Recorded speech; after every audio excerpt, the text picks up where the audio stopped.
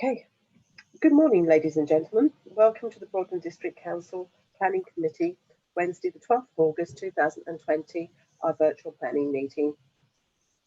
Thank you to all our officers who enable these virtual planning meetings to progress.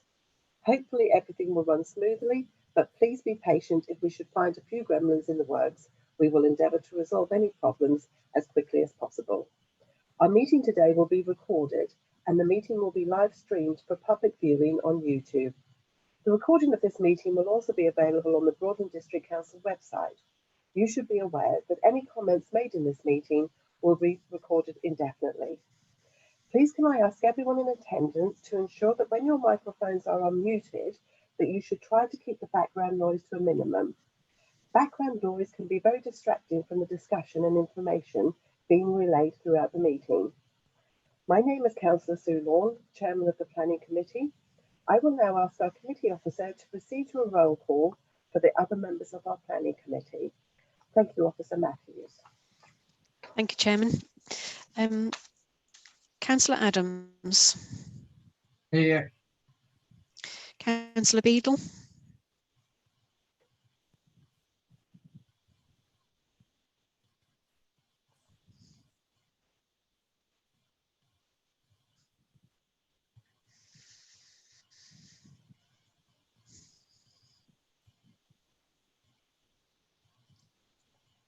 Can you confirm your attendance, Councillor Beadle? You're present. Thank you. Councillor Grattan, Councillor Karimi Guvenlu.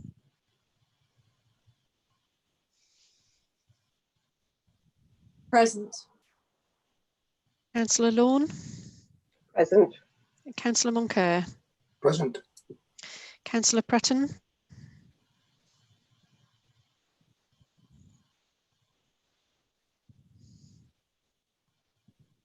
Present. Sorry. Councillor Riley. Present. And Councillor Ward. Present. Thank you, Chairman. That completes the roll call of members in attendance. Thank you very much, Officer Matthews. Also present with me today are officers Helen Mellors, Assistant Director of Planning for Broadland and South Norfolk District Councils, Tracy Lincoln, Development Manager for Broadland and South Norfolk District Councils, and Tracy is also our host for this meeting. Matthew Rook, Central Area Team Manager for Broadland and South Norfolk District Councils, and our presenting officer today. Dawn Matthews from Democratic Services will take and prepare the minutes of our meeting. Thank you. All members of the committee have received in advance paper copies of the agenda, presentation slides, and public written submissions for the applications we will be considering today. At various points throughout the meeting, for example, in relation to questions and comments, I will do a roll call member to member in alphabetical order, requesting the committee members' input. Today, I'm pleased to confirm we will have public speaking for this planning meeting. Only members of the public who have registered to speak in accordance with the Council scheme of public speaking will be able to address this committee. The time allocated is a maximum of 5 minutes per speaker per parish council. Please be aware there is no provision for members of the public to circulate documents or photographs at this meeting. The order of our meeting today will be as follows. The planning officer will present the key points for the applications to the committee for their consideration. This will be followed by questions to the presenting officer from members of the committee in relation to the presentation. Public speakers will then be invited to address the committee. This again will be followed by questions to the public speakers from members of the committee. I must emphasise these questions will only be to clarify something the speaker has said and not for the speaker to put further points across. The order of public speaking is Parish Town Council first, followed by objectors, and finally supporters, i.e. the applicant or the agent. Council members who are not members of this committee will then be invited to speak for allocated time of a maximum of 5 minutes for each speaker. This again will be followed by questions from members of the committee. Again, these questions will be to clarify something the speaker has said and not to invite the speaker to put further points across. The committee will then discuss and determine the application with the proposer and seconder for each of the applications. Members will give their vote to the proposer by roll call, and our committee officer will relay the results of their votes to the meeting. Do we have any questions before we proceed? No, thank you. Chairman, I do have Councillor Brennan advising in the chat that he wasn't included in the roll call, substituting for John Fisher. Okay, apologies for that, Councillor. Sorry, that was Brennan. my fault, Chairman. I No, skipped Mr. Brennan, so I have got him recorded as being in attendance. Sorry, apologies, I should have picked that up. Sorry, Councillor Brennan. Okay, thank you. We will now move to our agenda, and at this point of our virtual meeting, I would like to bring items 1, 3 and 4 together. Agenda item number 1 is to receive declarations of interest under procedural rule number 8. Agenda item 3 to confirm minutes of the previous meeting, and then we will follow on with agenda item 4, any matters arising therefrom. Members, Officer Matthews shall call your name in alphabetical order. Please advise if you have any declarations of interest, and please confirm if you agree to the minutes held on for our meeting on the 14th of July 2020. Thank you, Officer Matthews. Thank you, Chairman. I will progress. I've just noticed that Mr. Folger has just joined us. So as and when I get to Mr. Folger, I'll just confirm his attendance as well. So if I go in alphabetical order, we're taking declarations of interest and items 2 and 3, minutes and matters arising. So if I can start with Councillor Adams. No declarations of interest. Happy with the minutes. No matters arising. Thank you. Thank you. Councillor Brennan. Sorry, I do apologise, Chairman, it's me. I should have done Councillor Beadle first. I do apologise. No declarations of interest, no matters arising, minutes were correct. Thank you. Now turn to Councillor Brennan. No declaration of interest, no matters arising, and minutes are correct. Thank you. Councillor Karimi Guven-Liu. No declarations of interest. I'm happy with the minutes of July and no matters arising. Thank you. Councillor Lorne. Happy with the minutes and no declarations of interest. Thank you. Let's go to, go to Councillor Moncur. No declarations of interest and agree the minutes. Thank you. Councillor Prutton.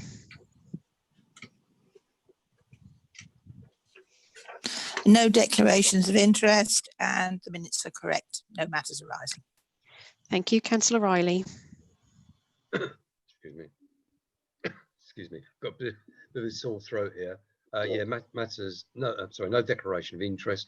No matters arising, and minutes are a true and correct record. Thank you. Thank you. And Councillor Ward. No declarations of interest and happy with the minutes. Thank you. Councillor Folger, if I may turn to you and confirm, obviously you are in attendance. Yes. Could you confirm whether you have any declarations of interest and if you're happy with the minutes of the last meeting? No declarations of interest. One point as far as the minutes are concerned,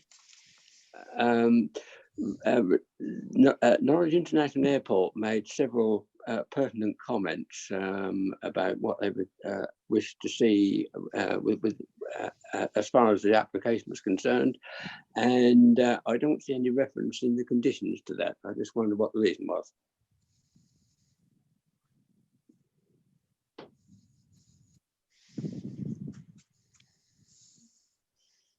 Officer Mellors, I'm. What conditions are you saying, Councillor Fulcher, that we've omitted? Well, I'm saying they made some pertinent points about reflections, air safety, etc., with the development of Salthouse Road, etc. And I did make reference to that in discussions with the officer, and I just wondered why there was no reference to it in the conditions, because clearly it did affect the safety both of the potential tenants and owners and the being near the flight path. So sorry, Councillor. Would you like me to just? I think I do recall that was mentioned, and obviously from recollection, we haven't got the full report in front of us at the moment. was covered and discussed. Condition 6 is limiting the height of the buildings, which I think would be a requirement of the being in proximity to the flight path and everything else. So I'm sure we would have picked up all those conditions, And because condition 15, sorry, condition 15 yes, as well, I would have yes, thought. and obviously the drainage and the filtration have to adhere to the requirements of no open water as a rule. What I will check though, Chairman, if that's okay, because it's subject to 106 agreement, I will make sure that we have reflected all those conditions as required by any consultee response. So we've still got an opportunity to look at that, because the decision is awaiting the 106. So if we make a note that we'll just check all those conditions were picked up, but I think they are reflected in what I can see in front of me today. Yeah, I agree. I would have thought that it would have come under the various other conditions. That Yeah, we I'm happy with that. Happy with that explanation. As opposed to them being Norwich Airport individually, I think that it might come under that. Okay, thank you, Councillor Fulcher. Officer Matthews, do you have any further? No, Chairman, I think we've completed the roll call, and we've completed items 1, 2, 3 and 4 on your agenda. Wonderful, thank you very much. And we will now move to, sorry, Officer Mathers, any other matters arising in relation to the minutes? Do you have any? No further updates, Chairman, thank you. Okay, thank you very much. And we'll move on to agenda item number 2, please. Apologies for absence. Thank you, Chairman. I have received apologies from Councillor Fisher. I think that's the only one, Chairman. Okay, thank you very much.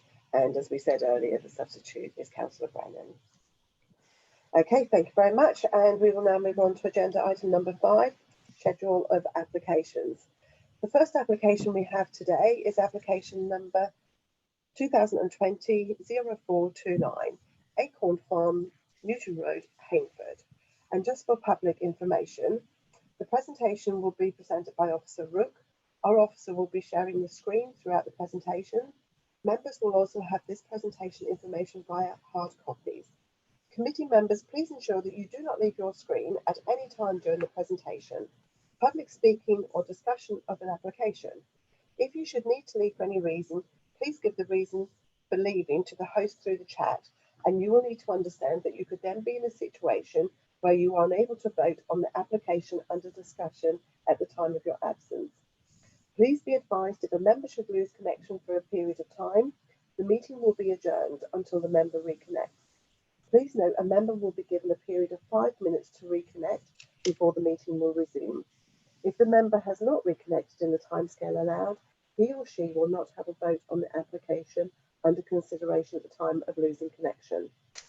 Members, can I advise you that on conclusion of the presentation, I will ask through a roll call if you have any questions in relation to this presentation.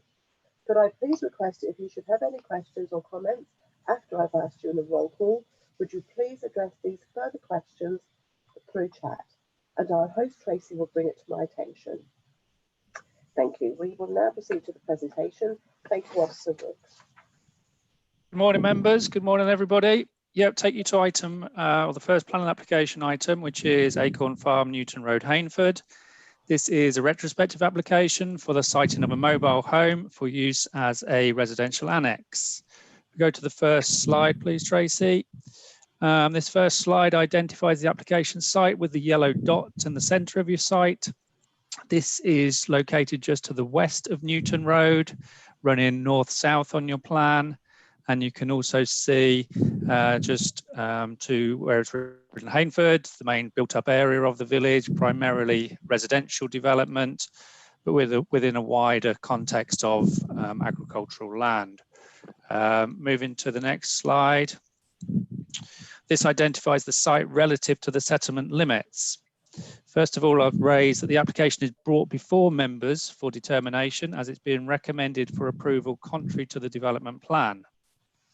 As the report indicates, the site is outside the settlement limit, although it does adjoin its western boundary, as you can see here. There's 2 settlement limits in Hainford, one to the east of the site and one to the north.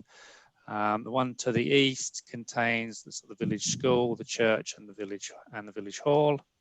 The one to the north is mainly residential development, but once again within the context of the wider rural location.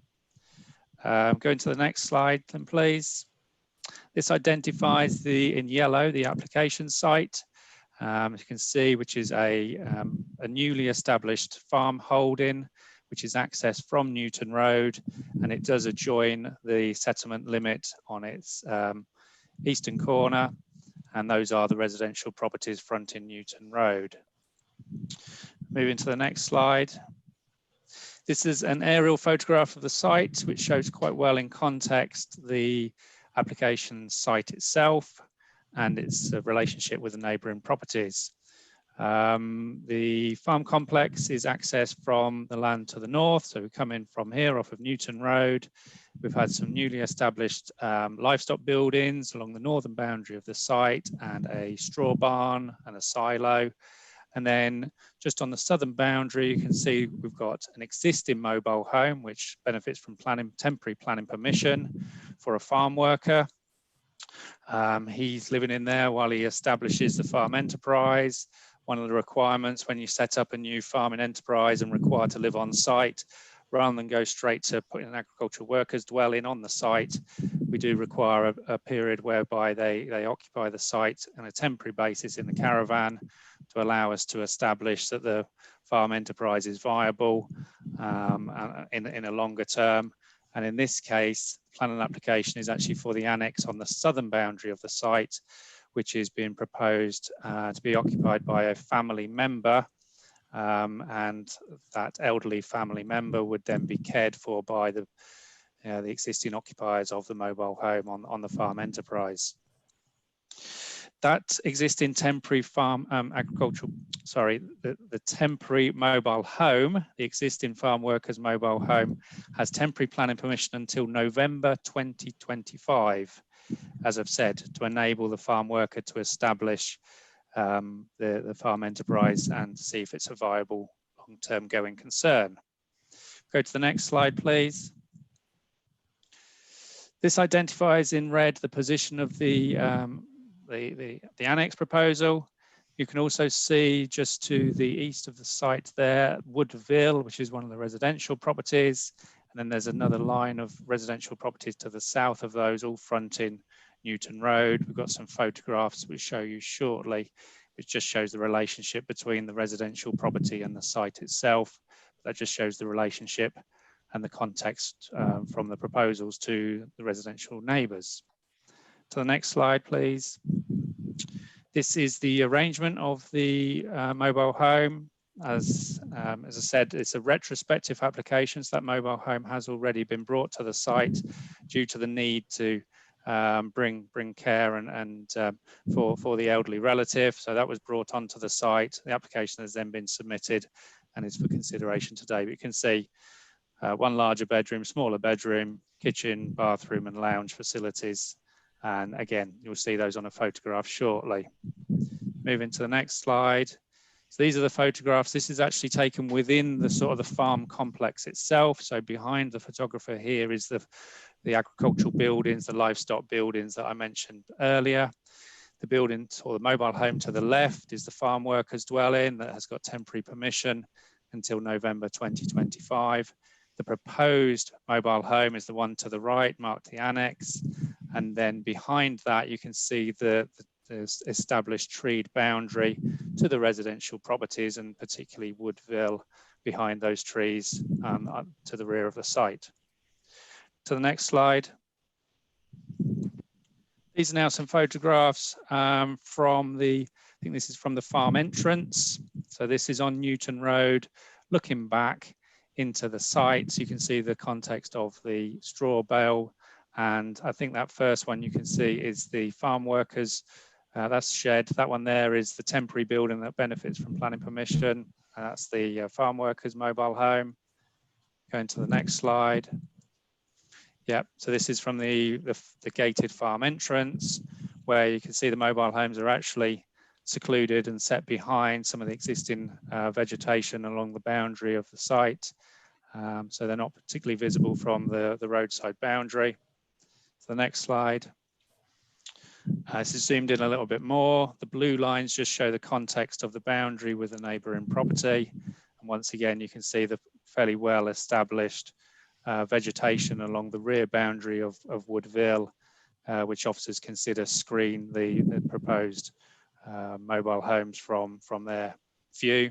And the next slide. So again, this is taken from a little bit further along. The gated entrance is just to the right of this photograph. This is more along the roadside frontage, which once again, given the tree cover and the location of the mobile homes, means that it's not visible from the roadside. And then to the next slide. So then this is just the final slide, which just puts the site within the context. If you leave that one on, I'll just go through the rest of the report. So it's noted that the starting point for determination of the application is whether it is in accordance with the development plan, unless material considerations indicate otherwise. There is a comprehensive assessment in the officer's report of the relevant factors in this case, which give weight to the needs of the occupier of the proposed mobile home in this location, close to a family member who also lives in a mobile home, whilst he attempts to establish a farming enterprise on the site. The plan and history of the site is also set out, together with an assessment of the principle of development, neighbour amenity, design, character and appearance of the area, as well as other issues. For members' information, there are no updates to this report. All consultee replies are as reported. It is recognised the principle of the proposed mobile home is in conflict with the development plan policy in relation to the location of the site. However, given the farming enterprise is in a countryside location which adjoins the settlement limit and the requirement to be located close to a family member, this is a material consideration that weighs in favour of the proposal. It is considered that there are no significant adverse visual impacts arising from the proposal, and therefore a temporary approval is recommended. Moving now to the recommendation, which is to grant temporary approval for the mobile home on a timescale to align with the expiration of the farm workers mobile home being November 2025, and subject to the conditions listed within your agenda on page 16. Thank you, Chair. Thank you, Matthew, that's good. Shall we go to a roll call, please, and ask if any of the members have got any questions in relation to that presentation? Okay, and we'll start with Councillor Adams, please. None, thank you, Madam Chairman. Thank you. Councillor Beadle? No. Sorry, Yes, Chairman. That's okay. None, thank you. Thank you. Councillor Brennan? None, thank you, Chair. Thank you. Councillor Fulcher? None, thank you, Chairman. Councillor Karina Kabanlu? Just a couple, please. Thank you. My definition of an annex is something that is joined to another building. This is a separate entity. Why have we called it an annex? I think that's more of a planning term in relation to its Annex 2. So it's got that association with the main mobile home by the family member. So it's not obviously occupied by a completely separate family. It's an annex, you know, an association with the existing property. I think also the term annex allows us then to impose conditions over the occupation to ensure that it is occupied solely in association with the existing temporary mobile home on the site. So it's a planning terminology. I appreciate it's not physically linked. Probably would be quite difficult to physically link unless you put in intervening structures between the two. But it's not easy to obviously extend a mobile home in that way. The other question was, do we have any say in if there's another application in the future for another mobile home to be put on that site? Because in the Hainford Parish Plan it said development within Hainford should consist of single dwellings on plots. And I was a bit worried this might turn into another like a mobile home estate with maybe 3 or 4 on that site. We would have control. Obviously, they've made a planning application for this particular one, and subsequent, if there were to be subsequent proposals, then again they would require subsequent consideration and ultimately decisions. If it was considered that it needed to come to committee again, it would come to committee. But no, there's no intention in this respect to provide a park of mobile homes. This has been brought in by the particular circumstances of the applicant, an elderly relative requiring accommodation close to her family, and it's for that reason we're recommending approval as an exception, not setting up a anything more than that really. Yeah. Okay. Thanks, Matthew. Thank you, Councillor Greeny. Councillor Moncur? No, that's all clear. Thank you. Thank you very much. Councillor Proton?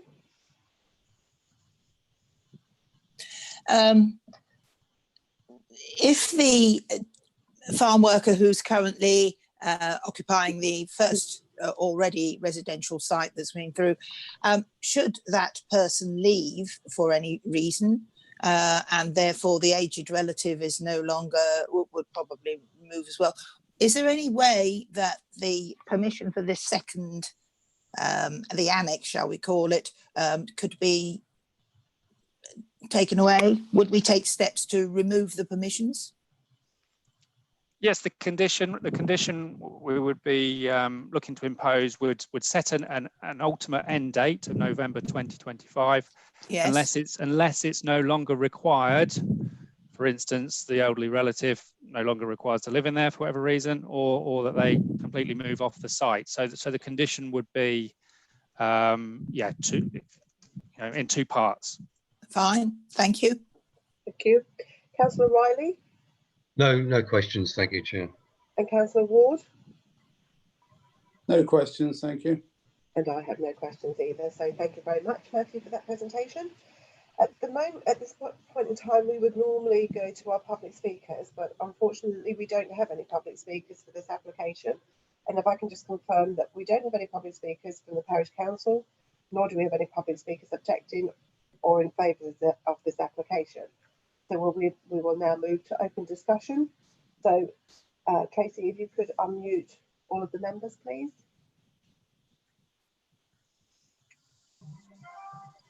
Thank you. And after this discussion, the committee will determine the decision of the application on the proposal and seconding for the application. So if I could have any questions from any of the members, please. Councillor Ward. Yes, thank you, Chairman. I see no problem with this application. I think it's what we want to encourage small farming enterprises in Norfolk, and obviously you need to live on site. So I see no problem with it at all, and I go with the officer's recommendation. I'm happy to second that. Delighted to second that, actually. John and I are in agreement. There's a novelty. But yes, I'll second it, Chairman. Okay, thank you very much. Any further discussion? Do we need any further discussion in relation to this application? No? Okay, thank you very much. So it has been proposed by Councillor Ward and seconded by Councillor Adams that we should as a committee agree to the officer's recommendation to approve this application subject to conditions as stated on page 16 of your papers. Officer Matthews, could you please do a roll call in alphabetical order? Thank you, Chairman. I will endeavour to do it in alphabetical order this time too. Councillor Adams. 4. Thank you. Councillor Beadle. 4. Councillor Brennan. 4. Councillor Folger. 4. Councillor Karimi Guvenlu. 4. Councillor Lawn. 4. Councillor Moncur. 4. Councillor Prutton. 4. Councillor Riley. 4. Councillor Ward. 4. That's unanimous in favour of that proposal, Chairman. That's wonderful. Thank you very much. Okay, members, I would normally say that we could go to a 5-minute break here. Are you happy to continue, or would you prefer to have a 5-minute break? Happy to continue. Okay, wonderful. Thank you very much. Okay, we will now move on to application number 2, 2020-0998, Old School Plainfield Green Lane, Radcliffe. And Officer Rook, if you could do the presentation, please. Yep, thank you, Chair. This is an application, as you can see, for 2 detached houses. This is a full planning permission on land of Green Lane West. I've got it down as Green Lane West. There's Green Lane North on your screen, but it's certainly Green Lane West. If you go to the first slide, please, Tracy. This identifies the application site.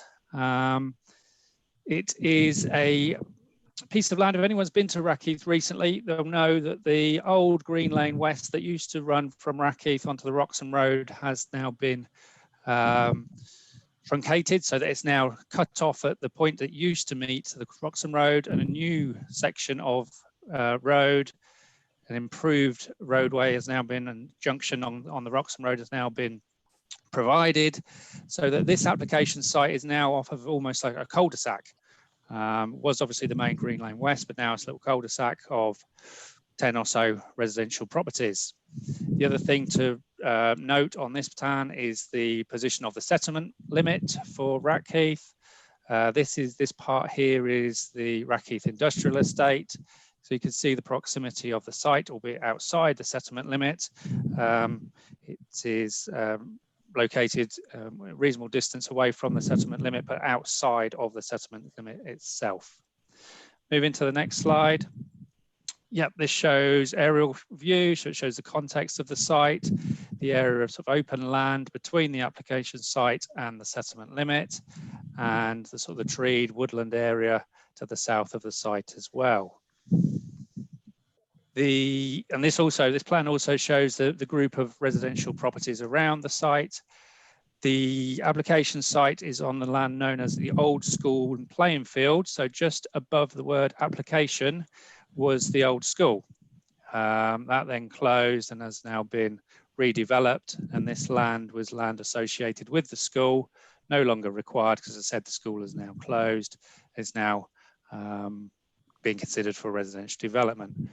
The little group of properties around to the north and to the west of the application site, mix of sort of detached, semi-detached bungalows, chalets, and the properties nearer to the Wroxham Road are a pair of semi-detached houses.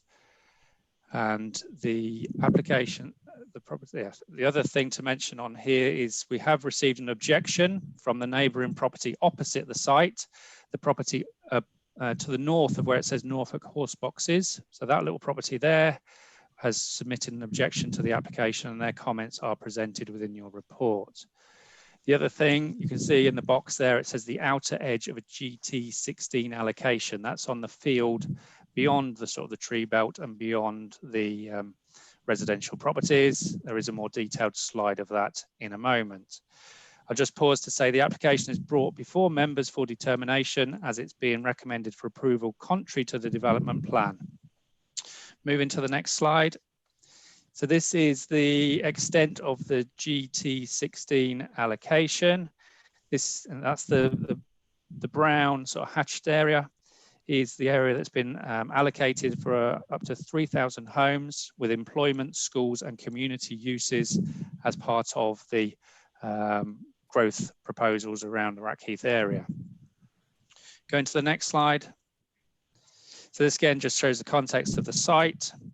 I'll just say, as the report indicates, the site is not within a settlement limit and does not relate to dwellings which require a countryside location. With an evidenced 5-year housing land supply, the starting point for determination of this application is whether it is in accordance with the development plan, unless material considerations indicate otherwise. Going to the next slide. These are the proposals for the two dwellings. So they sit side by side, both with a frontage to Green Lane West. You can see they both got a parking area to the front and a sort of a shared access onto Green Lane West itself. There are trees along the northern boundary. Primarily, I think there are oaks. I think that maybe one of those is a slide in front of me, a willow. Let me have a look. Sorry. No, oaks. The smaller one. So you've got the 3 along the top, and then there's a smaller one which is a small willow, but the other trees shown on this plan are all oaks. Attention is drawn to the supplementary schedule which has been sent to members. Page 50 of your agenda identifies a revised site layout has been submitted to show all trees to be retained in accordance with the tree protection plan. They're the trees that are shown on your slide there. And also the council's conservation officer has commented on that arboricultural report, and he has confirmed he is content with the contained details.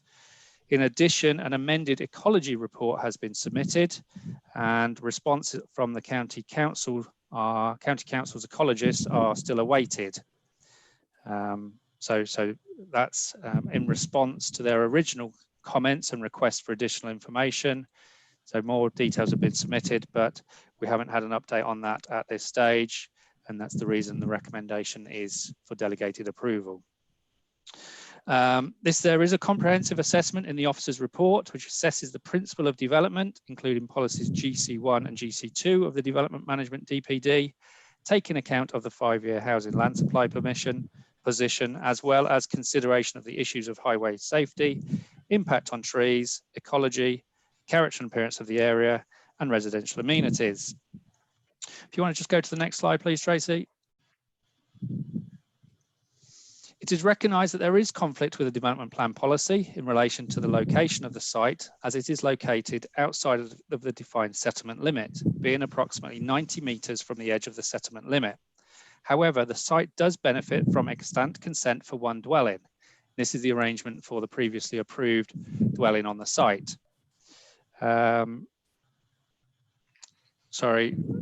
This was subsequently varied so that permission for this dwelling now expires in January 2022. This is considered to be a substantial material consideration, and the applicant has sought to make best use of the land available by now applying for 2 dwellings on the approved site. Just looking at this arrangement, you can see under that approval that still showed the trees retained on the boundaries as the current proposal. But what this did show was obviously a larger footprint for the dwelling and quite an area of undeveloped land between the dwelling and the southern boundary.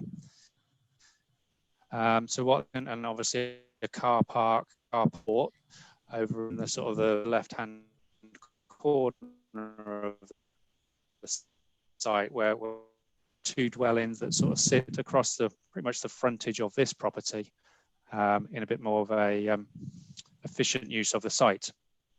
If we move to the next slide. Should also be noted that previous application for 4 dwellings on the site was refused on grounds of it being an overdevelopment with a cramped and contrived form of development, which was considered not to be sympathetic to the general pattern of character of development with the area and the adverse impact on the trees. The concern with these properties had smaller gardens, and therefore the trees had more of a shading influence on more restricted garden areas, whereas the 2 dwellings allow greater separation away from the trees and a larger garden. So there is a distinction officers consider between the current application for 2 dwellings and the refusal for the 4. If you go to the next slide. Again, the houses, proposed dwellings are plotted here on the tree protection plan, showing the circles around the trees and the areas that are identified for tree protection. Once again, as I said, your arboricultural officer has looked at these and is content that there is sufficient safeguarding of the trees and their roots, both during construction and during occupation of the dwellings, so that they could be safeguarded. Also, this identifies the gravelled parking area to the front of the site to enable safe access in and out of the site. Highway Authority don't raise any objections. Next slide, please. Now to the arrangement of the properties. So these are done on a plot by plot basis. So this is plot 1, which is, if you were looking from the road, the property on the left-hand side, which is designed primarily 2-storey with a single-storey wing on the northern boundary, much as the arrangement for the proposed approved dwelling.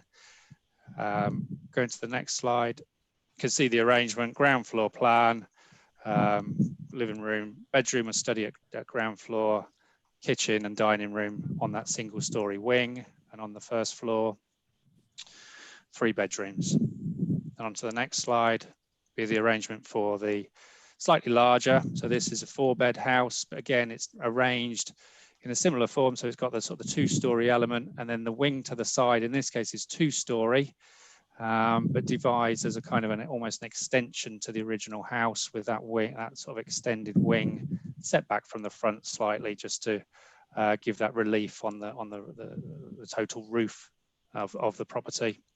Then move into the floor plans. Once again, very similar kitchen, dining room, living room, shows snug on there, and then 4 bedrooms at first floor. If you go to the next slide. Yep, 1, 2, 3, 4. Arrangement. So this plan just identifies the proposed materials, sort of a multi-red brick, smooth face, fairly sort of standard on the things that we look for, and a terracotta clay pantile roof on both of the properties, so that they will sit amongst the established sort of vernacular of the area. And on the next slide, photographs of the site. So this is taken on Green Lane West. On the left-hand side, you can see the new junction to the Roxham Road. Also draw your attention to a footpath which exists from the site all the way back. So we've got a footpath section there, crossing the road, and a footpath section on the opposite, on the side of Green Lane West, that runs all the way back to the village. But looking to the right-hand side of the slide, you can see what I called the cul-de-sac. So it was the original road configuration that ran up to the Roxham Road. The application site is set behind those trees on the right-hand side. So if we go to the next slide, start to move up that section a little bit more. And another slide, please. So yeah, they start to see the frontage of the site itself. The access is just to the right of the telegraph pole, where there's that lower section of vegetation. So about there, running through on the frontage of the site. You can see the other access is on to the other residential properties on this part of Green Lane West. To the next slide. That's the access that was approved for the single dwelling. So that was shown to the left of the telegraph pole, because obviously that was for one single dwelling. Because this is now serving 2 dwellings, it's necessary to enlarge that access, and that's now to be provided where the cursor is now, into that section to the right of the telegraph pole. But the larger trees, one of which you can see on the left-hand side of your slide, are to be retained. And by moving the access, it just gives more separation to the tree roots in that regard. Next slide. Looking back to Green Lane West, and as I said, the footpath in the foreground, which allows residents to safely access the village in that section, crossing Green Lane West to the footpath on the opposite side of the road, and running back into the village and back to the Rackheath Industrial Estate. So the next slide. I think this is just the final one, just to sort of leave on the screen, whilst I say that it's considered that the proposals safeguard the amenities of neighbours, the character and appearance of the area, without leading to a cramped form of development. The site is located amongst a small group of houses and bungalows, and has a pedestrian link to the village and the industrial estate, with access to public transport links on Roxham Road. It is therefore a relatively sustainable location. It's noted the Council's Conservation Officer has confirmed he is content with the amended AIA, but that the County Ecologist still needs to comment upon the amended ecology report. It's for that reason that the recommendation is to delegate authority to the Director of Place to approve the application, subject to receipt of no adverse comments in respect of the amended ecology report, and subject to the conditions listed on page 32 of your agenda. Thank you, Chair. Thank you, Officer Rook. Okay, members, we will have a roll call for any questions in relation to the presentation. Again, if I can start with Councillor Adams, please. Just, I may be misreading this, Matthew, but there's a sort of couple of side elevations which look as if they've got flat roofs. Is that knowing how flat roofs are, is there any intention to actually tile the side elevations, or am I misreading it? I think you might have maybe not have seen there's no flat roofs. If you if you go back on, there's a single sloping roof. So plot number 1, the property on the left hand side has got a sloping roof, but that's to allow the canopy of the tree below it. Yeah, that's it. And but then it's not tiled. No, that'll be tiled. Yeah, that'll be a tiled roof. It will be. Right, fine. Question answered. Thank you, Matthew. Yep. Thank you. Councillor Beadle?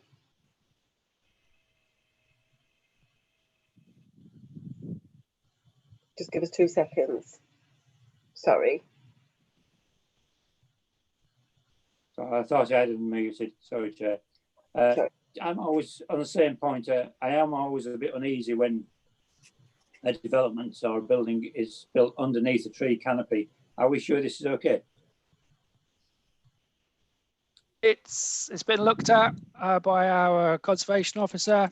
I think the issue in relation to the tree protection is obviously paramount from his point of view, and he has confirmed that he is content with the proposals in this regard. I think it helps. Obviously, it's a single story element on that side, but on that basis, it's of the trees on the site, it's the smaller tree, and therefore the roots are smaller on that particular tree than they may be in the trees on the rear boundary. But we have gone back to him after he requested more information. He's seen the report and the amended ARB report, and has confirmed he is content with those aspects. So yeah, hence how we're reporting he has accepting of those proposals. Okay, Councillor, thank you, Councillor Beazle. Councillor Brennan. Thank you, Chair. Yes, Matthew, I'm just reading through the one that comes to my mind is about the overshadowing. Can we assume that with the measurements that you provided for us, that really the only thing that's going to happen is sunrise would appear a couple of minutes later than it ordinarily would? Because over those distances, I don't see that there could be any way there's overshadowing. No, we don't view or don't consider that there's going to be overshadowing as a result of this. Obviously, there's going to be some difference because there's no properties on there currently, but it's not considered to be unacceptable or detrimental to such an extent. So it's not really going to cut out any daylight at all. No. No. Thank you. Thank you, Councillor Brennan. Councillor Fulcher. If you just give us 2 seconds, okay, Councillor Fulcher. I consider this to be a very suitable development for this particular area, and I would like to propose that we support the officer's recommendation. Okay, but we're still in the questions for the presentation, so we can come back if that's okay. Officer Matthews, that's fine, isn't it? We will take that on the next discussion. Thank you, Councillor Karimi. I've got no questions, thank you. Thank you. And Councillor Moncur? No questions from me. Thank you. And Councillor Broughton? No questions because the supplementary schedule has allayed my queries about the dried up pond. Thank you. Thank you. Thank you. And Councillor Riley? Thank you, Chair. Yeah, 2 questions. Well, question actually, and then observation. I need some clarification. First one is the old school there, Matthew. You said it's been redeveloped. What's it been developed into? A dwelling. It's a house. It's a huge house. Okay.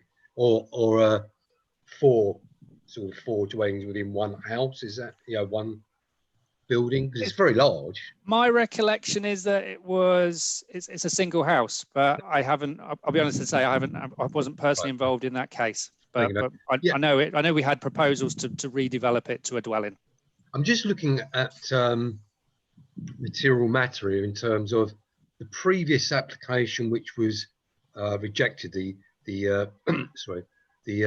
development of 4 houses, and then the development of the 2 houses. And this key point that has been raised around overshadowing, point around tree preservation. And when you look at the diagrams, if you look at the gaps in between the side of the previous 4 dwellings and the 2 dwellings, then have a look at where the tree locations are.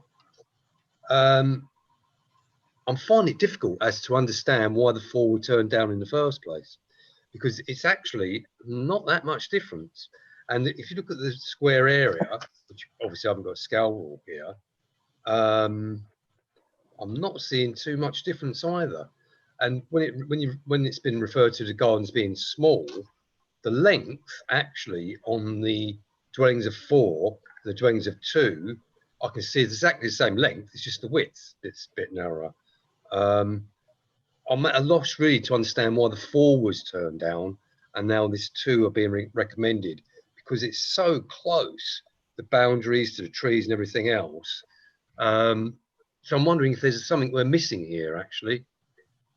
If I come back, the 4 were refused not on impact on trees, but just in relation to overdevelopment of the site. So obviously 4 dwellings would have required 4 driveways, 4 gardens, 4 sets of houses. It is difficult on these plans to obviously look at 2 at the same time, but I have sort of folded my paper over, and you can see under the 4, is it possible to put the plan up, Tracy, of the 4 houses? Yeah.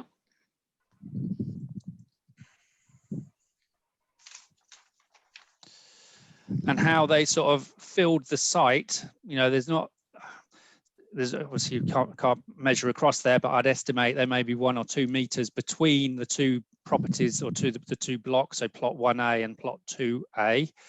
And similarly, on the southern boundary, you've only got a single gated entrance at that point there. So it seems very tight to the boundary. And also to the northern boundary, we had a 2-story element very close to that tree. If we're able now to go to the application for the 2 houses, that's it. You can see the separation between the 2 plots. We've got a car width, and there's a space obviously between the whole of the car, and also greater separation between the boundaries north and south. And also this sort of breaking up of the mass of the properties. Under the 4, it was 2 solid blocks of 2-story dwelling. As I've said, this property, plot 1, is primarily a 2-story with a single-story wing to the north, which sort of reduces the built form to the northern boundary. And then the plot 2 is once again designed as a 2-story house with an extended wing to its side, and with greater separation between the properties. So I take your point that yeah, insofar as obviously there's more development on the site than there was previously under the 1 house, but we can still consider that there's adequate separation between the properties and the boundaries to allow us to recommend approval for this, given government advice is about making efficient use of land and efficient use of sites when they come available, and this one we consider is available for that consideration. Can I just add to that, because I think the other key thing was the parking on the frontage. So with 4 dwellings and 4 requirements for parkings, it was very cramped. So there wasn't so much space for all the car parking spaces and the turning for the 4 dwellings, because they were closer to the road and had a smaller frontage. So that was another key concern relating to it being overdevelopment, was the amount of parking in front of those 4 dwellings. Yeah, if I could just say, the reason why I raise this is that I was wondering whether there was some other aspect that I've missed here, because I know that we've approved applications where the plots are actually tighter than this. And the original one, I'd have had no objections to whatsoever, by the way, because even if you look at the space for driving and driveway and all the rest of it, again, we've approved much smaller plots. So I was just wondering whether there'd been something else. I think Matthew's clarified that it doesn't appear to be some other thing that we've missed here that may have been material. Helen, that's really, and I'd just like to say that yeah, we haven't got there yet, Chair, but no, approved the first one first round. Okay, we'll come back to that. Okay, and we just have Councillor Ward. Councillor Ward, do you have any questions in relation? Yes, thank you. Yes, there's been a lot of talk nationally about hedgehogs recently, and it is generally considered good practice for new developments to leave holes in rear fences for hedgehogs. Do we know if this development has holes in the rear fences? And if not, could that be a condition, please? It's, as I said, the ecology aspect is still to be resolved. So we still have a report that's with the county ecologists. What I think I'd probably suggest is that we can, if it's not mentioned within the ecology report, ask the officer as a supplementary question to see whether that's something that needs to be included in the details, and therefore we can include that as a revision. I haven't seen any reference to it. I think it may be something within the ecology report, which is still to be approved. As I said, we are seeking delegated approval subject to the ecology aspects being resolved. So that would come into that category, I would suggest. Okay, thank you. Okay, wonderful. Thank you very much. Okay, at this point, we would normally open our meeting to public speakers, but unfortunately, we do not have any public speakers to this application. Again, to clarify, we don't have any public speakers from the parish council, nor do we have any public speakers objecting or in favour to the application. So we will now go to open discussion. Members, we will now have an open discussion in relation to the application in front of us. You will remain unmuted as a committee. Please can I ask if you would like to comment or ask a question of the officers, please register a request to do so in the chat, and I will come to you in turn. After this discussion, the committee will then determine the decision of the application on the proposal and seconding of the application. If necessary during this discussion, Officer Mellor and Officer Rook will be able to respond to our questions accordingly. Okay, do we have any questions or discussion anybody would like to make in relation to this application, please? Councillor Riley? Yes, Chair. As I said, I've approved the first one the first time round. So on this one, yeah, I mean it's a good development site. You can see what's going on. I understand the objections for house opposite, but I can't actually see material reasons for objecting, even though we have those objections in. And it seems like a good project, good plan. And I said I would approve the four dwelling. Yeah, thank you. Thank you. And Roger, Councillor Thorpe, I'm assuming that you would second the proposal, or are we sorry, Officer Matthews, are we taking Councillor Fulcher as the first? Yep, as he put in his recommendation or his proposal first, Chairman, you could possibly accept the fact that Mr. Folger proposed the motion. And Councillor Mr. Riley Riley is seconding, if they're happy with that. That's lovely. Thank you very much. Okay, if the councillors are happy with that, that's the way that we will go. Okay, thank you. Councillor Protten? Could I just comment in response to Councillor Ward? The measures to allow hedgehogs access is actually in the supplementary schedule that came out on page 50. So the reassurances you sought have already been taken into account. That's all, just a comment. Okay, thank you. Okay, thank you very much, Councillor Protten. Any further discussion or questions, please, in relation to this application? Okay. And Tracy, we don't have anything that has been brought to your attention. No further. Okay, thank you very much. And so, members, it's been proposed by Councillor Fulcher and seconded by Councillor Riley that we should, as a committee, agree to the officer's recommendation to delegate, apologies, bear with me a second, delegate authority to Director of Place to approve, subject to receipt of satisfactory details in relation to agricultural implication assessment and primarily ecological appraisal and subject to the following conditions as stated on page 32 and 33. Officer Matthews, would you kindly do the vote for me, please? Thank you, Chairman. We'll go through the alphabetical order. If you could indicate if you're for or against the proposal. Councillor Adams? For. Councillor Beadle? For. Councillor Brennan? For. Councillor Folger? For. Councillor Karimi Guvenlou? For. Councillor Millen? For. Councillor Moncur? For. Councillor Pratton? For. Councillor Riley? For. Councillor Ward? For. Chairman, that's carried unanimously. That's wonderful. Thank you very much. Okay, and if comfort break. yes, of course, we will have a 5-minute comfort break.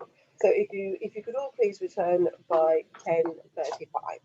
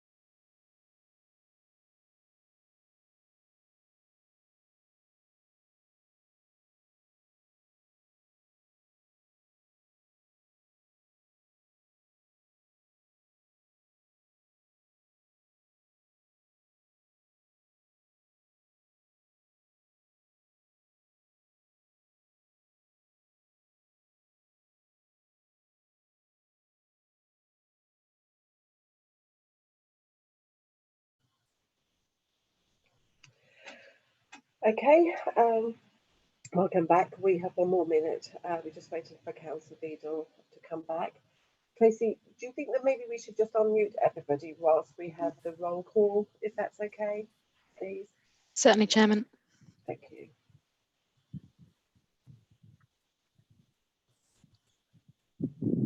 Okay, wonderful. Thank you. I think that we can go ahead. And Officer Matthews, if you could please do a roll call. Thank you, Chairman. Councillor Adams. Here. Councillor Beadle. Here. Councillor Brennan. Here. Councillor Folger. Present. Here. Councillor Karimi Guvenlou. Here. Councillor Lawn. Here. Councillor Moncur. Here. Councillor Prutton. Present. Councillor Riley.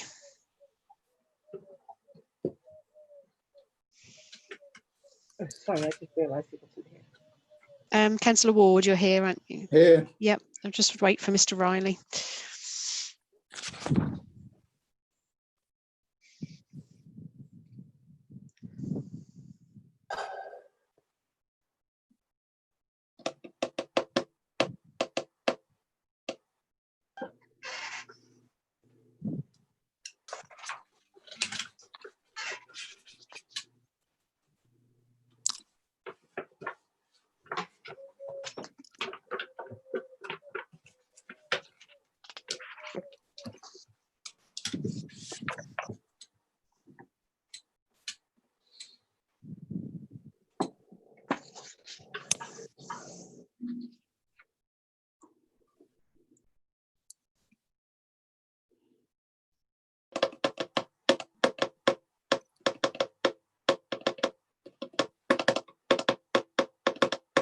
Someone tapping. Someone sending Morse code, aren't they? Yeah. I think it's Councillor Moncur. Okay, I think that Councillor Riley, if you can hear us, I think... He's not at his seat. So. No. Here he is. Here he is. Thank you very much. Okay, Councillor Riley, if you could just confirm to Sorry, Officer Matthews that apologies, you are Chair. now in location. Wonderful, thank you very much. Okay, members, we will carry on with application number 3, 2020 1081, Hawthorns, Littlewortham Road, Balsham. And can I just check that we have our public speaker in place for this this application, and Councillor Peck? Chairman, we have Mr. Griggs. I've just unmuted Mr. Griggs, and we have Councillor Peck, unmuting Councillor Peck. Okay, perfect. Okay, thank you very much. And we'll move on to the application. Councillor Officer Root, please. Okay, moving on to the third application for consideration. As you said, Chairman, Hawthorns, Hindleveston Road, Horsham. This is an application, an outline application for the erection of 2 dwellings. If we just go to the first slide to get the site context.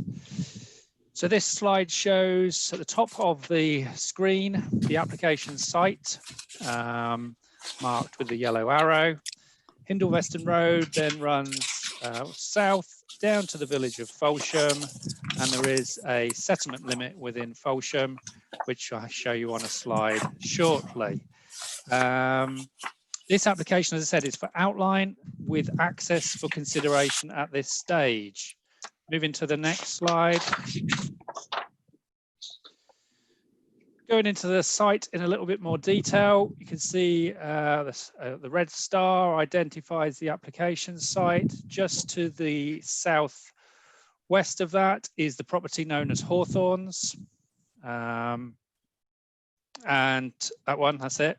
And to the north of it, there is a woodland area, first of all within the sort of the property of Hawthorns. And then to the north of it, there is a complex of buildings which are primarily former airfield buildings, hangars and storage buildings that are now in sort of agricultural use, grain storage. I think one of them is a potato store. One of them may be an office or administration building in association with the sort of the agricultural business. And then on the east side of Hindleveston Road, again, more sort of former airfield, more sort of taxiways and buildings associated with that. I think there's a residential property, Lancaster House is in there. and that has utilised some of those buildings for storage and agricultural, even sort of keeping of horses and stabling. Those sorts of uses occur on that part of that site. But that's on the opposite side of the road to our application site. Go to the next slide. This shows the context of the site relative to the defined settlement limit for Folsham, which is at the foot of your slide here. And you can see this is approximately about a mile or so. The application site is about approximately a mile north of that on Hindle Weston Road. Hindle Weston Road is a very rural road. There's no footways or street lights or anything like that along its length. And it shows the context, the relationship between the two, the application site and the settlement boundary. Go to the next slide. Just more detail of the Folsham settlement limit. There has been, you can see the red line being the extent, the boundary of the settlement limit, but there are also 2 allocations within Folsham. FOU1, which was an affordable housing allocation, which has been built out, and FOU2 to the sort of southwest of Folsham, which is centred around some old railway buildings, which is more of a commercial allocation. To the next slide. Moving into the site itself, once again, you can see the title Hawthorne, so that's the residential bungalow to the south of the site. There's served by an access, which is just at the bottom of that circle.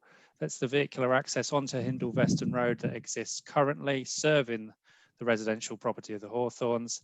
And this proposal is for 2 detached dwellings in the area marked site to the north of the property, set behind a belt of roadside trees you see there, and south of a copse of trees to the north, which are all to be, those trees to the north are to be retained.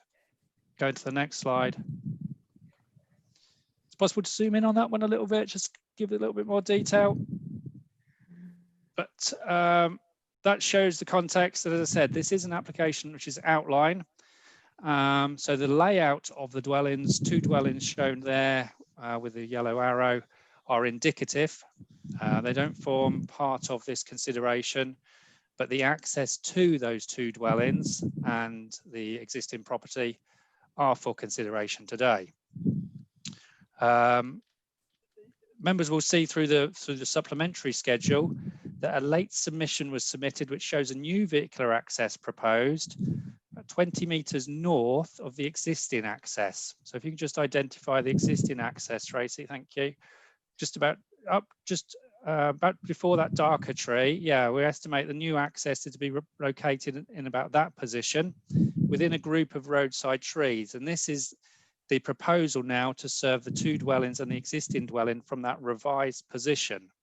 The plan for this has been submitted and is on page 54 within the supplementary schedule of your agenda.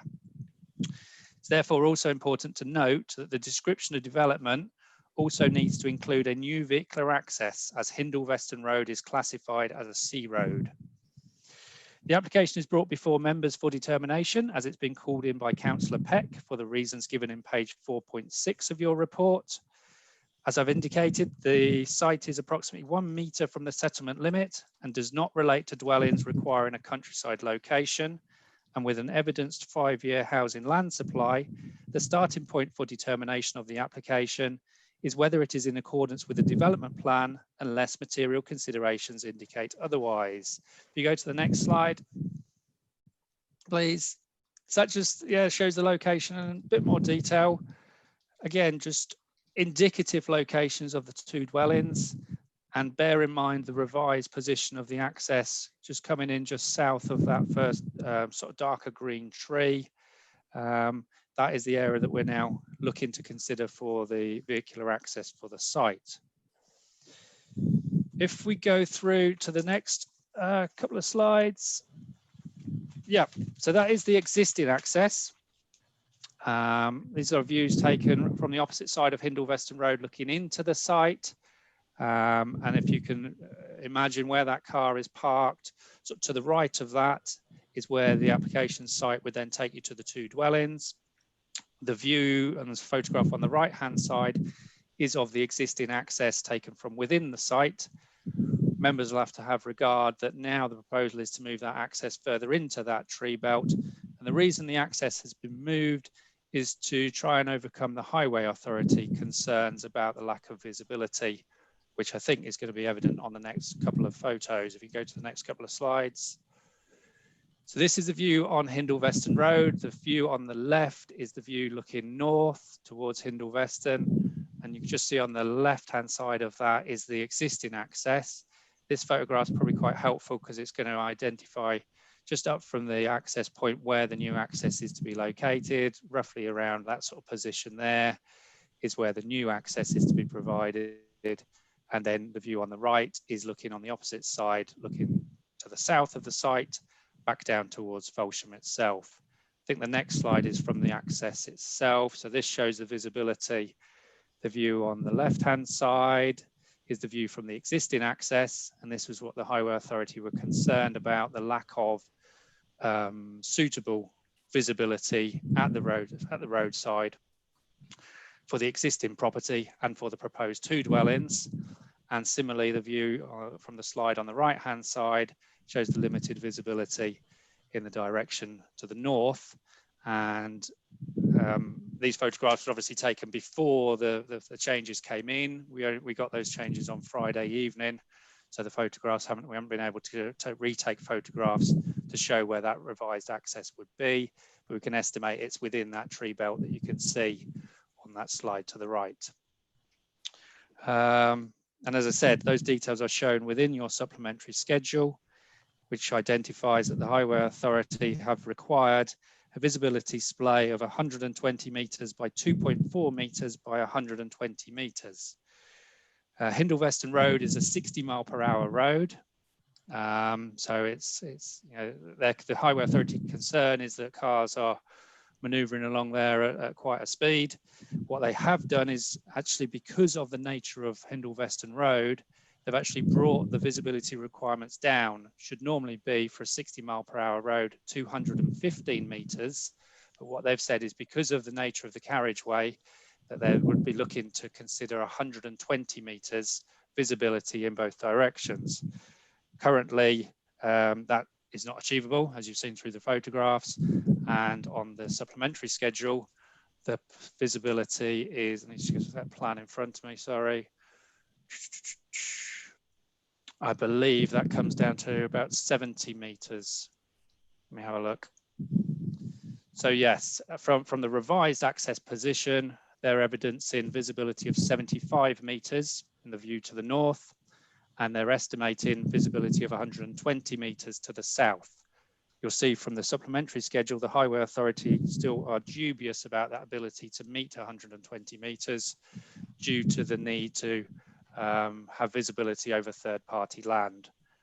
And they, therefore, Highway Authority remain in objection to the application. Going back to the slides, this is the photograph that's, again, within the site. You can see the existing property Hawthorns on the left-hand side. The application site is between those trees, so a few trees would need to be removed to allow vehicular access into what we call the development site for the proposed 2 dwellings beyond those trees, and also a new driveway formed within the roadside belt of trees to improve the visibility to the standards that I've just pointed out. Take you to the next slide. These are some views from within the site itself. So, you can see some of the garden trees around the site and the trees, the roadside belt on the left-hand side, and the access that would then be formed within those to achieve an access back out onto the Hindle Weston Road. Go through some of those if you take it through the next few slides of those, Tracy. Again, the roadside tree belt. You can see there's fairly substantial trees in there, mixed sort of tree cover, mainly deciduous, but a number of those would need to be removed. But unfortunately, due to the lateness of that submission, we haven't had a revised arboricultural report to evidence the impact of the trees in that location. If we just pause on that one, this is the view on the northern boundary of the site. So this is beyond the northern sort of copse of trees, right on the boundary of the north of the site, looking towards what I described as the old sort of commercial buildings, former airfield buildings that have now been used for grain storage, potato grading, potato storage, which are indicated on the arrow there. So it gives you the context of those previously approved agricultural buildings to the north of the site. Next slide. Yeah, just another panoramic view from within the site. So you can see there is an area of open ground here where 2 dwellings could be located. No details of actually positions of those dwellings as yet, only indicative arrangement, but shows the open space that exists sort of between the trees in that location. And then I think this is probably the last slide. So if you leave that one on, it's recognised that there is conflict with the development plan policy in relation to the location of the site, which is more than 1 mile from Folsham, with no footway provision along Hendel Weston Road, having a 60 mph speed limit. The Highway Authority has recommended refusal in the absence of the stated visibility requirements, and the comments from the Council's Conservation Officer have not been received due to the late submission of the arboricultural report. The dwellings are not considered to represent sustainable development, and although they are proposed to be located behind the roadside trees, it is now proposed to provide a vehicular access and drive within this group, which officers anticipate will lead to anticipated tree removals and the opening up of this area. The other development to the north of the site, referred to by Councillor Peck in his comments and shown in Appendix 1 of the report, as I've said, were the former airfield storage buildings, which are now for agricultural purposes, together with a potato grading building, which received planning permission at Planning Committee in 2009. There have been no planning permissions for new build dwellings in the countryside without justification within the surrounding area. It is therefore considered that there are no material considerations that warrant approval of the proposals, and the application should be refused. The recommendation is to refuse the application for the reasons given on pages 44 to 46 of your agenda, with a revision to take account of the latest proposal to provide a new vehicular access, which is considered to still be unacceptable for reasons of restricted visibility, and that insufficient evidence has been submitted in respect of the impact of the revised access on the group of roadside trees and the character and appearance of the surrounding area. Thank you, Chair. Thank you very much. Okay, members, we will go to a roll call if you have any questions in relation to the presentation for the officer. And I'll start with Councillor Adams, please. Do you have any questions? Thank you, Madam Chair. Just a quick one, just for clarification, really. Matthew, I've always understood whenever I've attended training planning that we don't consider what has happened in previous applications, that we only consider the application that is before us today. Therefore, any mention about what's happened in the past really is immaterial. Is that still the situation? That's still the situation. I was responding to the points in respect of Councillor Peck's comments about wider development and things that have happened in the wider area. So I just wanted to explain what those things were, really. Okay, thank you. Okay, Councillor Beadle. No, Chairman, although I'd like to participate in the discussion later. Okay, lovely, thank you. Councillor Brennan. I'm still considering it. Can we perhaps come up with something in open discussion? Yes, of course. Thank you. Thank you. And Councillor Fulcher? No questions, thank you. Thank you. Councillor Karimi? No questions. Thank you. And Councillor Moncur? Nothing from me, Sue. Thank you. Councillor Broughton? No questions from me, thank you. Thank you. Councillor Riley? No questions, but I will want to enter the debate, please. That's Chair. lovely. Thank you. And Councillor Ward? No questions, thank you. Okay, lovely. Thank you very much. Okay, now we go to public speaking, and we do have someone who is come to speak to us today, but we don't have any representatives from the parish council, nor do we have any members of the public who wish to voice their objections. However, we have a public speaker in support of the application today, Adam Griggs. So if I could ask Officer Lincoln, you are unmuted already. Thank you. Mr. Griggs, you will have 5 minutes to address the committee, And unfortunately, we don't have a clock that we can share on our screen, as that would block you out from the members of the committee. However, the host will advise you when we have 1 minute remaining. Is that acceptable to you? Yes, it's fine, thank you. Lovely, thank you. So could you please introduce yourself to the committee, and you will have 5 minutes from now. Lovely, thank you, Councillor Lord. Yes, my name is Adam Griggs. I am an architect here at SMG Architects, and I have helped our clients advance with the application. So, talking about the actual project, obviously the site is for development, as Mr. Rippers has pointed out, for the development of 2 single-storey dwellings. We would see these being single-storey, suitable for older or disabled people. Thereby, our feeling was that cars would be needed anyway, so hence, regardless of the position, so a sustainable location is almost academic in our thoughts from that perspective. The site is a brownfield site. There are no heritage assets on the site either, and as also pointed out, there are some World War II runways and other such associated buildings to the north of the site as well, which will be unaffected by our development. And also some surrounding buildings have been converted in the area, which have also been picked up. Woodland, the existing woodland on the site is to be gifted. Our client is currently negotiating with a conservation charity for the future preservation of the woodland on the site, which would then safeguard against future development and also the site boundaries. Spacings of the dwellings, given the area that we have, should have no adverse impact on existing or future homes. And this development will also contribute to the local economy by attracting the community's infrastructure levy and the new homes bonus. Just touching on the ecology for a second, the environmental bill is something which we are expecting to request a 10% net gain in ecology value, which we're keen to deliver in excess of this 10%, which is why we brought into the mix Wild Frontier, who are sort of skilled ecologists in this region. And so we would be keen to work with Broadland District Council to create almost like a model for smaller sites. So this could be a learning experience to show how such significant gains can be achieved on smaller sites from the ecology perspective.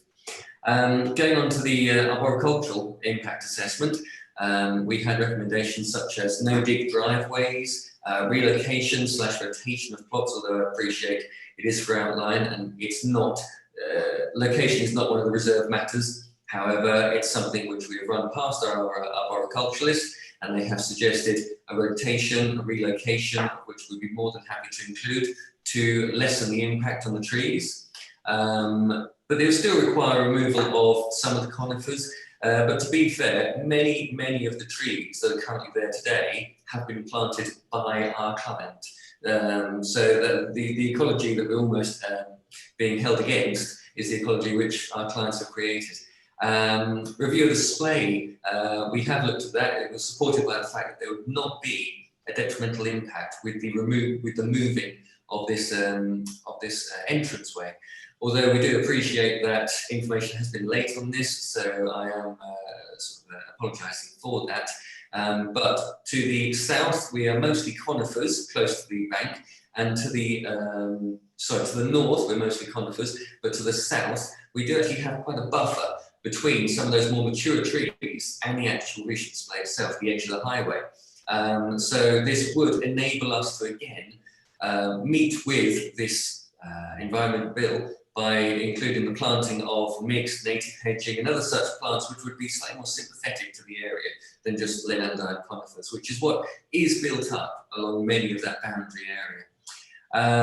So touching on highways, yes, it can't be argued that the current Regent Splay that our clients are currently using are not within highway requirements. Apologies, 1 minute remaining. Thank you. Clearly showed, but improvements can be made for a relocation. And many sites have been approved in the area with existing or new entrances. I say many, but some sites have been. And BDC didn't have too much of an issue with their inclusion. Stated that they wouldn't lead to a significant increase in traffic. So the arborist that we've worked with does give us a display of around about 120 by 75. However, that is in the supplementary information which has come late, so I do apologise. The 5-year housing land supply we do have a slight issue with because we have looked into this. This is all in our report, and we do feel there's a deficit of about 359 houses, but also taking into consideration with that this COVID factor, which Perish thought to say the word, but the COVID factor will slow down the construction industry, and ultimately Time up. So, you can have 2 more seconds. Do you just want to sum it up just quickly? Yeah, literally just a couple more sentences. So the COVID factor was something, but that would enable us to. But I can happily say that our site can be started immediately. And so, just in a very quick summary, we have considered that, with respect to what I've just mentioned, we feel this would deliver a positive contribution to the local area. Okay, lovely. Thank you very much. Okay, members, can I just ask you to raise a hand if you have any questions in relation to the public speaker? Councillor Riley. Yeah, in relation to the comment you made about highways, it's really a clarification from you. Is there, can you see any inhibitors to you widening out the display and having a wider entrance, apart from our borough ones, which is not what I'm asking about at the moment? Do you have any inhibitors to widening that even further to comply with what highways concerns are? Well, unfortunately, as Mr. Rick pointed out, we do have a certain on one of the boundaries, and we do have a slight bend. So we have been able to hugely improve the visibility display. However, we don't quite hit the 120 in both directions. But as an improvement to the actual site, it's a vast improvement, as those photographs almost nicely demonstrated to us. Okay, lovely. Thank you. Any further questions? No? Okay, thank you very much, Mr. Griggs, for taking the time to speak to us today. Very much appreciated. Okay, we will move on to Councillor Peck.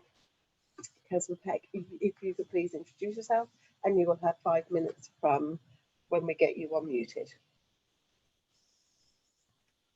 Okay, Councillor Peck, you have 5 minutes from now. Okay. Can you hear me clearly? Yes, we can hear you clearly. And are you happy that we don't have a clock, and Officer Lincoln will advise you when you have a minute?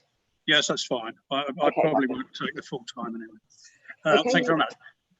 Okay, I am the district councillor for Eynsford Ward, which includes Balsham and includes this property.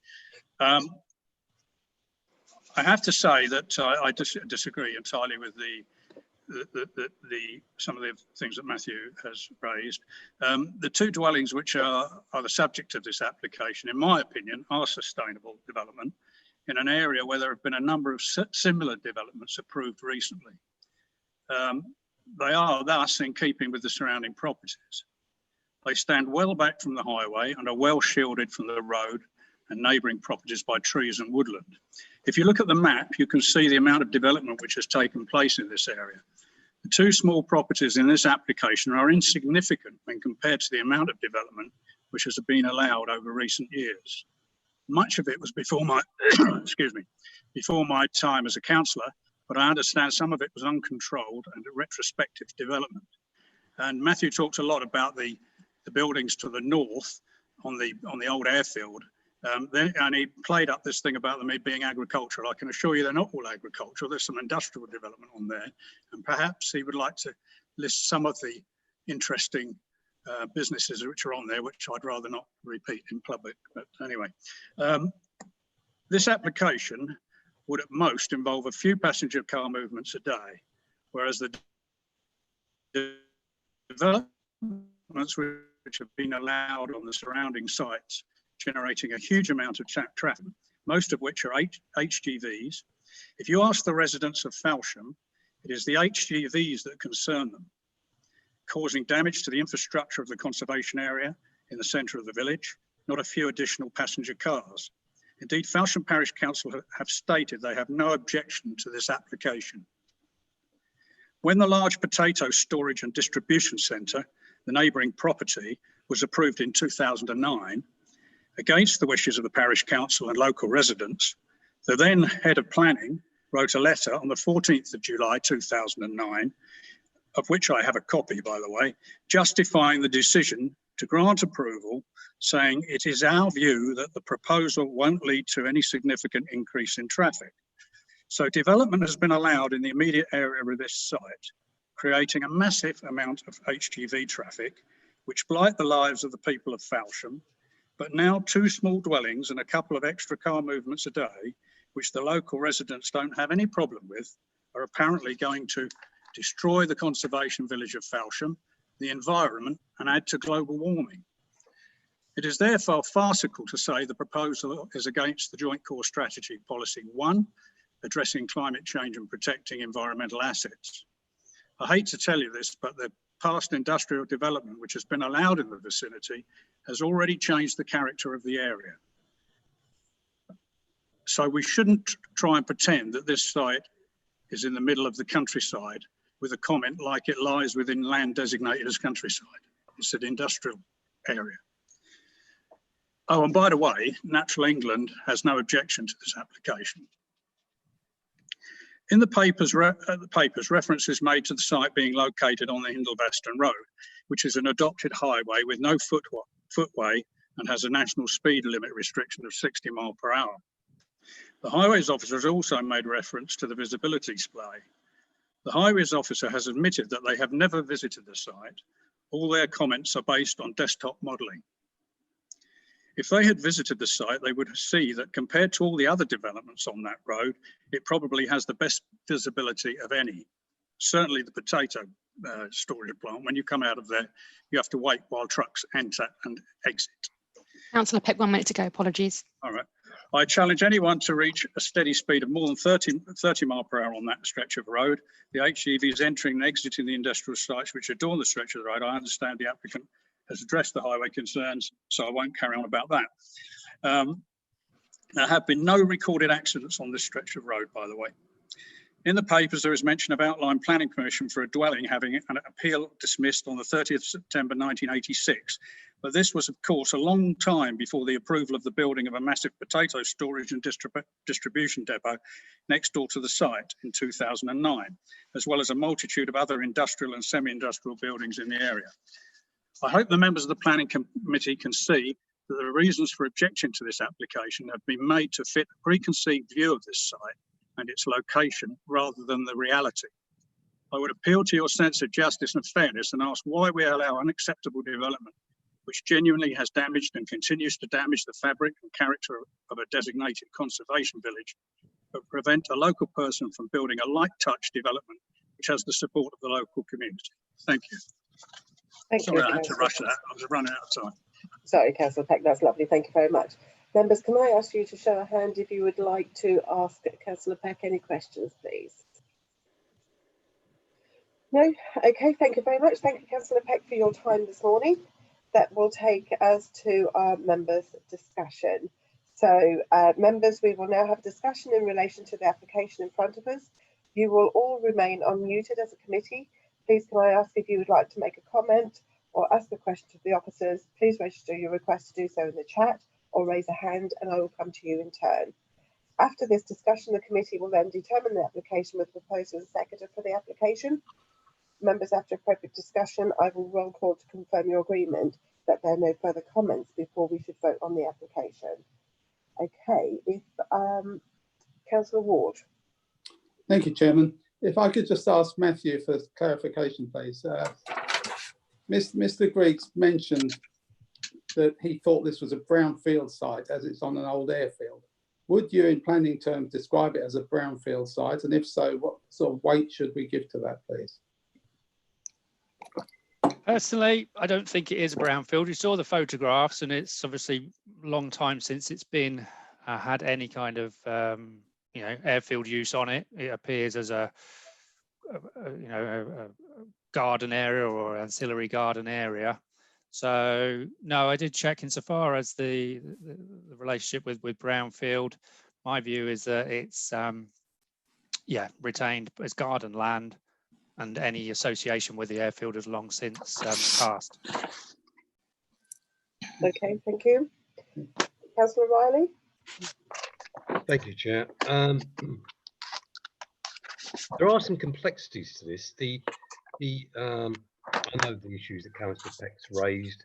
which seem to have a bit of a conflict. However, I think where we are and where we always are is to look at the actual planning policy, material matters, for giving approval or refusing approval. Sometimes, as we all know, that comes down to a very, very fine balance, and you could possibly go one way or the other.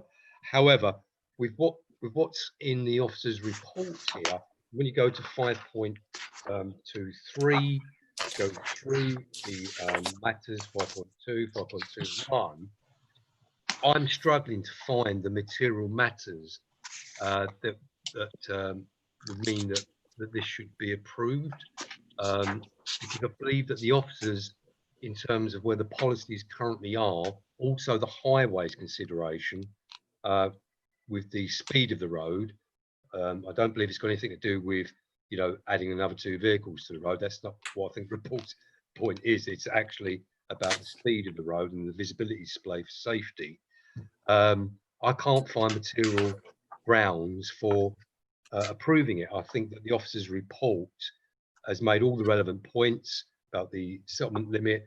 There's not an agricultural need for a building there in terms of that aspect of it under NPPF. And therefore, I'm struggling, Chair, to do anything else other than side with the officer on this, because if I'm thinking, well, if I can't find a policy to oppose this on, if I can't find a policy to oppose this on, and we can't, and we object to this, then we've got an issue with the planning inspector. So we must be able to robustly point to the policies, and I can't find one to object to this on, Chair. Thank you. Thank you, Councillor Riley. Do we have any other? Councillor Adams? I agree with what Steve said, basically. And my problem is that, yes, Greg, with the great respect you can raise all the decisions that have gone before, some of which may have been decided by a completely different planning committee, which even I might have proposed at the time. I'm just looking at this particular application and nothing else, which is planning terms, is all that we should fill in. So Steve didn't actually move the officer recommendation for refusal, but Madam Chairman, I will move the officer recommendation for approval and looking for a second. Thank you. I'll second it, Chair. Chairman, I also have Councillor Beadle wishing to come in. Councillor Beadle. Thank you, Chair. This is a cut through. I won't call it rat run because it's a very pretty road, especially in the spring when there's lots and thousands, maybe millions of primroses grow down this lane. And you can see the road, how wide it is. The access to the current site is the wider part of the road, may I say, and it gets narrower going from there towards Folsham. And I wouldn't like to be a parent and a child, and possibly with a pram, walking down there with any traffic, even cars trying to go past me either way. It is very, very tight in places. And although I agree with Councillor Peck regarding some of the industrial area, but we all know what happened after the war with all these airfields, and this is basically from its old historic use. So I think we should turn this down, Madam Chairman. Thank you. Thank you, Councillor Beadle. Anyone else? Councillor Brennan, did you say that you wanted to say something, or have your questions been answered? No, my questions are answered. Thank you, Chair. Wonderful, thank you very much. Okay, any further discussions? Okay, thank you.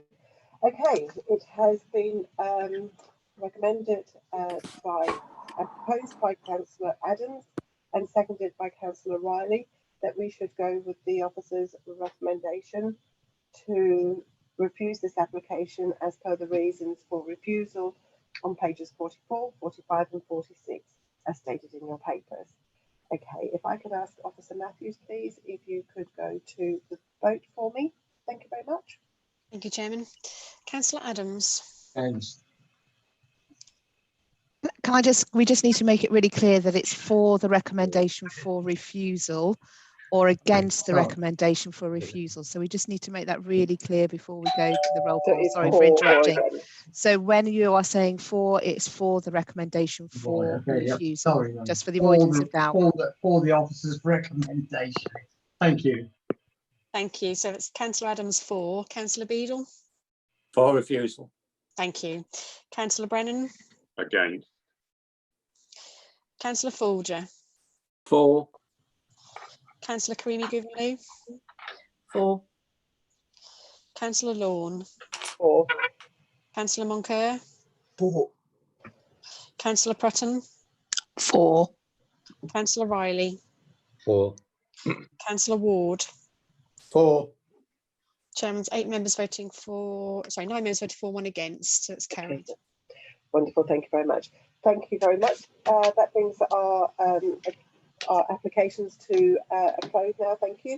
We will move on to agenda item number 6, the appeals received and lodged. If I could ask Officer Mellon or Officer Lincoln, if you would like to address it, please. Do you want me to come in there? Yes, that would be handy, Matt. Thank Okay, you. Matthew, yeah. Okay. Yeah, members will see on the within your agenda there is 2 sections here. Appeals received. So we've had 2 appeal decisions received. Those were at Churchview, Church Road, Lingwood. Members may recognise that one. That's one that went to committee in September last year for a proposal to demolish a bungalow and erect a detached house. We or members resolved to refuse that application on grounds of the impact on the setting of the listed building opposite the site, and the inspector has agreed with your reasons for refusal, so that application or that appeal was dismissed.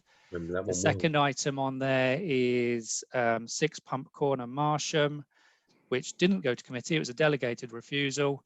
The proposal was to convert a garage building to provide a 2-bedroom flat, and officers raised or refused the application on grounds of impact on highway safety due to the access onto the A140, the concerns about vehicles stopping in the highway to turn into the site, you know, the danger of vehicles turning and manoeuvring onto the A140, and the inspector agreed with that position also, and that appeal was dismissed. And then you have 3 appeals that have been lodged, and obviously they're in the system at the moment. The first 2 of those, the one at Buxton and at Horsted, were refused due to the site being outside the settlement limit. They were both residential schemes. And the third one there, 23 Mill Road, is a householder extension, which was refused on grounds of design issues and impact on neighbours. So they're in the system, and we'll await the inspector's decision on those 3 items. Thank you, Chair. Okay, lovely. Thank you very much. Okay, any members, anything they'd like to comment or say in relation to those appeals? Just on the first one, I seem to remember that one very, very well. And we got into kind of finely balanced judgment around it.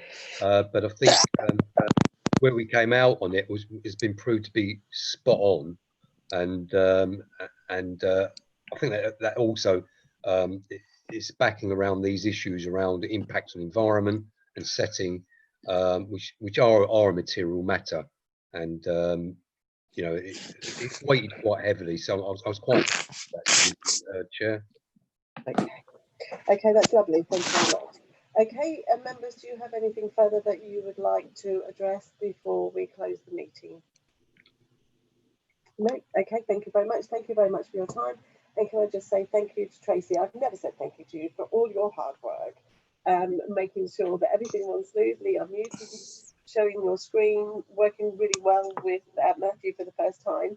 So you are amazing. Thank you very much for everything that you do. You make this run so smoothly. Thank you. I've always said the meeting is only as good as the host. So thank you very much.